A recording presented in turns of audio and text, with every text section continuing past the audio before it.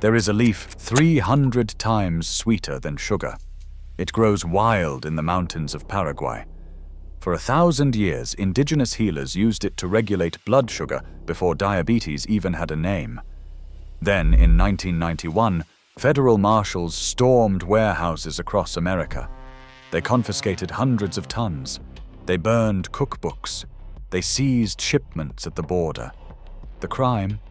Selling a plant that had been safely consumed in Japan, where it captured 41% of the sweetener market. The FDA called it unsafe, while approving chemicals linked to brain tumors and seizures. For 17 years, the sweetest natural substance on Earth was treated like a controlled substance. Then in 2008, everything changed. Coca-Cola launched Truvia. Pepsi launched PureVia. Suddenly, the FDA approved stevia. But what they sold was not the plant. It was a chemical extract requiring 40 processing steps, with acetone, methanol, and ethanol. They patented what nature gave freely. They banned the leaf to sell the laboratory. This is the story of the sweet herb, the plant that could not be owned until they made it unrecognizable. Welcome to Nature's Lost Vault. The archive opens along the border of Paraguay and Brazil in the Amambay Mountains. The Guaraní people call it the sweet herb, a shrub with leaves so potent that chewing a fragment no larger than a fingernail keeps the mouth sweet for an hour. They used it to sweeten yerba mate, the bitter tea passed hand to hand in gourds. They brewed it for those whose blood ran too sweet. Centuries before doctors gave diabetes a name. The Guaraní never farmed it. It grew wild on rocky slopes, in soil too poor for corn, spreading on its own terms. In 1887, a Swiss botanist named Moisés Santiago Bertoni arrived in Paraguay. He heard rumors from indigenous guides of this mythical plant. He searched for years. The Guaraní kept it secret. Finally, in 1903, he received a live specimen. Bertoni wrote with the precision of a scientist who knew he had found something dangerous. A few small leaves are sufficient to sweeten a strong cup of coffee. Will sugar always be more advantageous? We cannot suppose this. He named it Stevia rebaudiana, and he asked the question that would echo for a century. Why use sugar when nature provided a calorie-free alternative? In 1931, French chemists isolated the compounds stevioside and rebaudioside. They found the human body cannot metabolize them. They pass through unchanged sweetness without the spike. By every measure, it was perfect. But perfection has no place in industrial food systems. Sugar is profitable. Sugar plantations span continents. Stevia was a wild weed anyone could grow. It could not be owned. So for decades, it remained a curiosity. Until 1970. Japan banned artificial sweeteners like saccharin due to cancer risks. Desperate for a natural alternative, Japanese firms imported stevia seeds from Paraguay. By 1988, stevia held 41% of Japan's sweetener market. Soft drinks, pickles, ice cream. Coca-Cola Japan used it. Millions consumed it daily for decades. No adverse effects, no hospitalizations, no cancer. Meanwhile, in the United States, stevia remained unknown until the early 1980s, when small tea companies like Celestial Seasonings began importing it. It was niche, but it was growing. And someone noticed. In 1985, the USDA visited Sunrider International and ordered their entire stevia stock destroyed. No explanation was given. That same year, Monsanto purchased the patent for aspartame, the chemical in NutraSweet. Aspartame was a billion-dollar industry, but it was plagued by complaints. By 1998, it would account for 80% of all FDA food additive complaints. And now, a natural competitor was appearing on shelves. In 1987, FDA inspectors began raiding herb companies. They called stevia an unapproved food additive.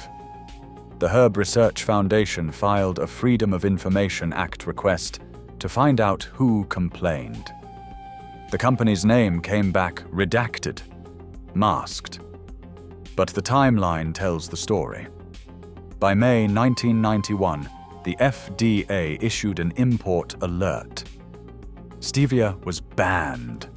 Hundreds of tons in warehouses became contraband overnight. Federal marshals confiscated inventory. Tea companies lost entire product lines. Then, in 1999, marshals arrived at Stevia Company in Texas. They weren't just looking for the plant, they were looking for a cookbook, the Stevia Cookbook by James Kirkland.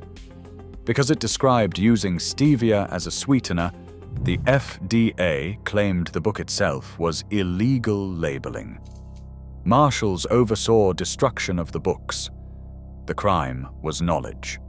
The FDA claimed inadequate toxicological data, yet they ignored 180 studies from Japan and Brazil proving safety. They also ignored the WHO, which had already set safe intake levels. Compare this to aspartame, initially rejected by an FDA board of inquiry because of brain tumor evidence in rats. It was only approved after intense political pressure. Donald Rumsfeld, CEO of aspartame's manufacturer and former White House Chief of Staff, used his connections to push it through. The FDA commissioner who approved it, Arthur Hull Hayes, resigned under ethics investigations and immediately took a consulting position with the manufacturer at $1,000 per day. 7 FDA officials involved in fast-tracking aspartame later took high-paying jobs in the artificial sweetener industry. Meanwhile, the leaf used safely for 1,000 years remained illegal. The ban held for 17 years. Then, in 2007, Coca-Cola and Cargill announced plans to develop a stevia sweetener. PepsiCo partnered with an aspartame subsidiary to launch PureVia. In December 2008, the FDA issued no objection letters. Truvia and PureVia were approved, but the FDA stated explicitly that these products are not stevia, but highly purified extracts. Whole leaf? Still banned. Crude extracts? Still banned. What was approved was rebaudioside a single molecule isolated through a patented industrial process. According to patent filings, this process requires 40 steps using acetone, methanol, ethanol, and isopropanol. Truvia, marketed as nature's calorie-free sweetener, contains less than 1% stevia. The other 99% is erythritol, a sugar alcohol from fermenting genetically modified corn. In 2014, Cargill paid $6 million to settle lawsuits challenging their natural claim. They were forced to add an asterisk. The same plant that was once banned as unsafe is now approved, but only after being chemically processed beyond recognition. The same corporations that lobbied for the ban now profit from the patented extract. What could not be owned was banned. What could be owned was approved. Meanwhile, the Guaraní people see none of the profits. In 2016, Guaraní leaders accused these corporations of biopiracy. They argued traditional knowledge was stolen without compensation. The corporations replied that stevia is no longer indigenous. It is global, grown mostly in China, divorced from its origins. Today, the stevia market is worth $765 million. Consumers buy it thinking they are avoiding chemicals. They do not know the FDA still bans the whole leaf.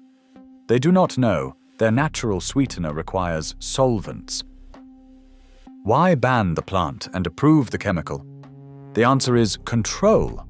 A plant anyone can grow cannot generate perpetual revenue. It cannot be patented. It cannot create dependency, but a 40-step extraction process can. The pattern repeats. Amaranth was banned by conquistadors. Mesquite was cleared. Tepary beans were erased. What threatens the system is not failure, it is success without chains. Crops that feed without fertilizer. Medicine that heals without prescriptions. Sweeteners that satisfy without side effects. Anything that bypasses the middleman is systematically erased. Not through destruction, but through regulation. Today, stevia is everywhere, but it is a ghost, a chemical shadow. The original leaf, the one chewed by Guaraní healers, the one sweetening mate in clay gourds, the one growing wild in the Amambe Mountains, remains forbidden to sell as a sweetener. The knowledge waits in seeds stored in jars, in backyard gardens where people still grow the whole leaf and steep it in tea, refusing to buy the powder in the packet. The vault remains open. The wisdom persists. But it requires choosing the leaf over the laboratory. Choosing knowledge over convenience. Choosing to remember what they tried to erase. If this vault opened something for you, subscribe to Nature's Lost Vault and hit the bell. Every like and every share preserves what they tried to bury. The next vault opens soon.